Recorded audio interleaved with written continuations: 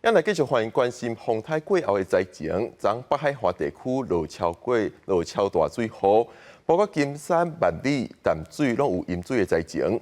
金山地区半江河水量就超过500毫米，金山老街阳金公路也拢淹落个满啊水。那这摆淹水灾情也致使一对翁仔某失去性命。前一日严重淹水的金山老街甲传统市场水已经退去，路面也流覆落寡梅，不少居民透早就赶紧摒扫要恢复家园。早起新北市长侯友宜视察，有民众当面反映，淹水淹甲要直要转去。千年老妖啦，都断了啦！我囝足可怜的，无用到3、4点的。市长甲居民握手当面关心，要毋过比起慰问，市场内的粉仔是甘愿赶紧送水来，那么根本就无法度摒扫。无水是要哪洗啊？你这是把水的状况哦？没水啊！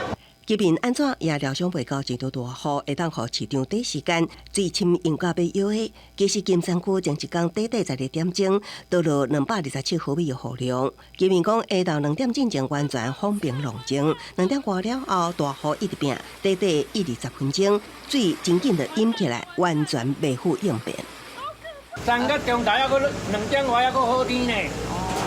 所以汹汹来啊！嘿啊，还佫伫遐开讲诶，你就讲水淹起来，你也唔知，我们开玩笑。水就来看，正像水管，那个水涨得很快啊。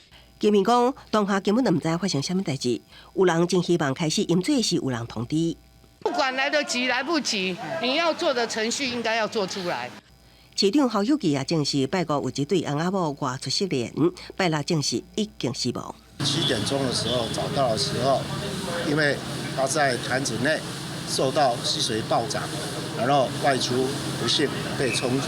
那我们找到的时候已经欧卡了，失去了生命。